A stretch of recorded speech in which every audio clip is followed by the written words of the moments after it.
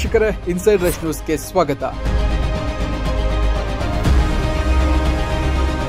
ನಿಮಗೆ ಬಾಬಾ ವಂಗಾನ ಭವಿಷ್ಯವಾಣಿಗಳ ಬಗ್ಗೆ ಗೊತ್ತು, ಆದರೆ ಮಕ್ಕಳು ಇಷ್ಟಪಡುವ ಕಾರ್ಟೂನ್ಗಳ ಮೂಲಕ ಒಂದು ಕಾರ್ಟೂನ್ ಶೋ ಅಮೆರಿಕಾದ ಮತ್ತು ಇನ್ನಿತರ ದೇಶಗಳ ಬಗ್ಗೆ ಒಂದಾನೊಂದು ಕಾಲದಲ್ಲಿ ಭವಿಷ್ಯ ಹೇಳಿತ್ತು ಅಂದ್ರೆ ನೀವು ನಂಬ್ತೀರಾ?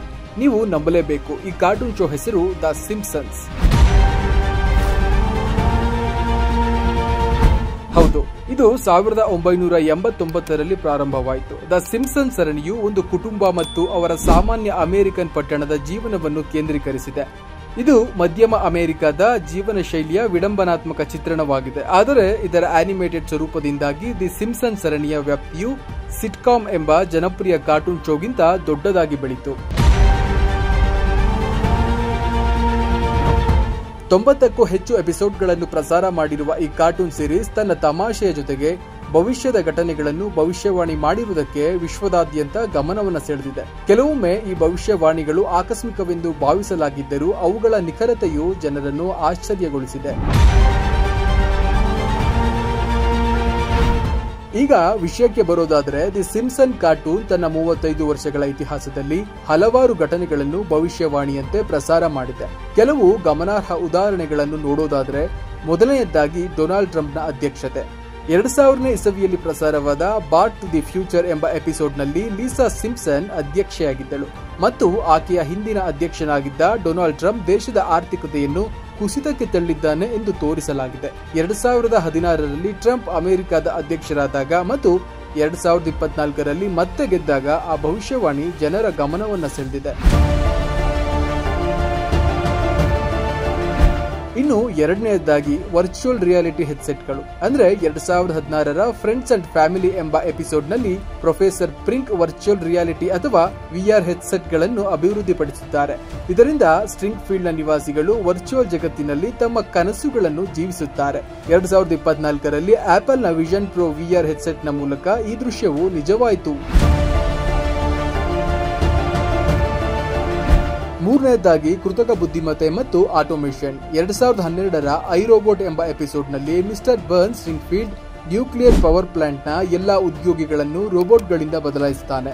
ಇದರಿಂದ ಉದ್ಯೋಗ ಕ್ಷೇತ್ರದಲ್ಲಿ ಕೃತಕ ಬುದ್ಧಿಮತ್ತೆ ಆಧಾರಿತ ಆಟೋಮೇಷನ್ ಇಂದ ಉಂಟಾಗುವ ಸಮಸ್ಯೆಗಳನ್ನು ತೋರಿಸಲಾಗಿದೆ. 2025ರಲ್ಲಿ ಎಐ ಮತ್ತು ಆಟೋಮೇಷನ್ ಜನಪ್ರಿಯತೆಯೊಂದಿಗೆ 41% ಕಂಪನಿಗಳು ಉದ್ಯೋಗಗಳನ್ನು ಎಐ ಇಂದ ಬದಲಾಯಿಸಲು ಯೋಜನೆ ಹಾಕಿವೆ ಎಂದು ವರದಿಗಳು ತಿಳಿಸಿವೆ. ಇನ್ನು ನಾಲ್ಕನೆಯದಾಗಿ ಡಿಸ್ನಿ ಫಾಕ್ಸ್ ವಿಲೀನ.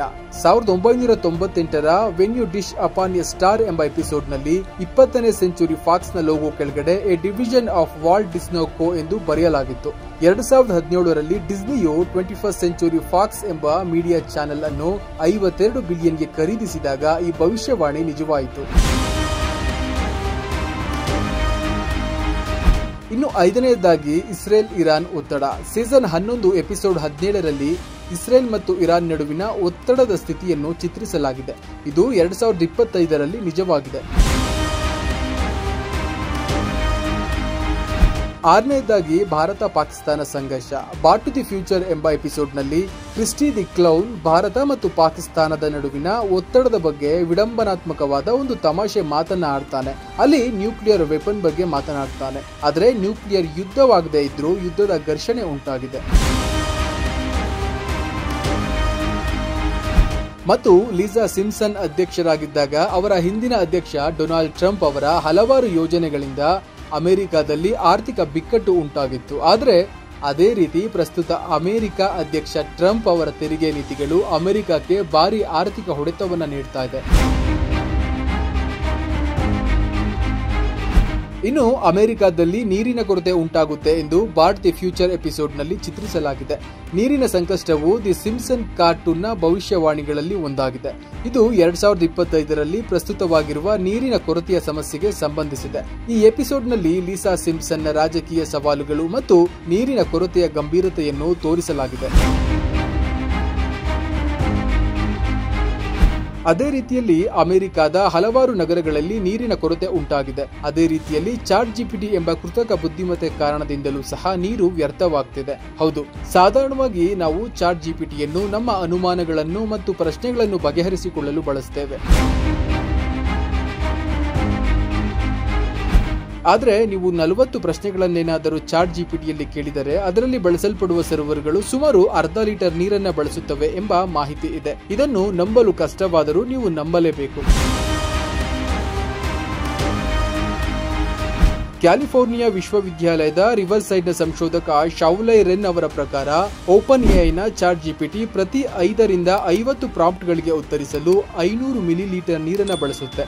ತಮ್ಮ ಸಂಶೋಧನಾ ಪತ್ರಿಕೆಯಲ್ಲಿ ರೆನ್ ಅವರು ಮೈಕ್ರೋಸಾಫ್ಟ್ನ ಜಾಗತಿಕ ನೀರಿನ ಬಳಕೆಯು 2021 ರಿಂದ 2022ರವರೆಗೆ 34ರಷ್ಟು ಏರಿಕೆಯಾಗಿದೆ, ಅಂದರೆ ಸುಮಾರು 1.7 ಬಿಲಿಯನ್ ಗ್ಯಾಲನ್ಗಳಿಗೆ ಎಂದು ಬಹಿರಂಗಪಡಿಸಿದ್ದಾರೆ. ಇದಕ್ಕೆ ಕಾರಣ ಕೃತಕ ಬುದ್ಧಿಮತ್ತೆ ಅಥವಾ ಓಪನ್ ಎಐ ಜೊತೆಗಿನ ಪಾಲುದಾರಿಕೆಯಲ್ಲಿ ಮಾಡಿರುವ ಭಾರಿ ಹೂಡಿಕೆ ಎಂದು ಅವರು ತಿಳಿಸಿದ್ದಾರೆ. ಹೀಗಾಗಿ ಈ ರೀತಿಯ ಇನ್ನೂ ಹಲವು ಭವಿಷ್ಯವಾಣಿಗಳನ್ನು ಸಿಂಪ್ಸನ್ ಎಂಬ ಕಾರ್ಟೂನ್ ಶೋ 30ರ ದಶಕಗಳ ಹಿಂದೆಯೇ ತಿಳಿಸಿತ್ತು. ಆದರೆ ಇದು ಕಾಕತಾಳೀಯವೋ ಅಥವಾ ಅಲ್ಲಿನ ನಿರ್ದೇಶಕನ ಅಪರಿಮಿತ ಜ್ಞಾನವೋ ಗೊತ್ತಿಲ್ಲ. ಈ ಪ್ರಶ್ನೆಗಳು ಊಹೆಗೂ ಮೀರಿದ್ದಾಗಿದೆ. ಇದಾಗಿತ್ತು ಈ ಹೊತ್ತಿನ ಸುದ್ದಿ. ನೋಡ್ತಾ ಇರಿ ಇನ್ಸೈಡ್ ರಶ್ ನ್ಯೂಸ್. ನಮಸ್ಕಾರ.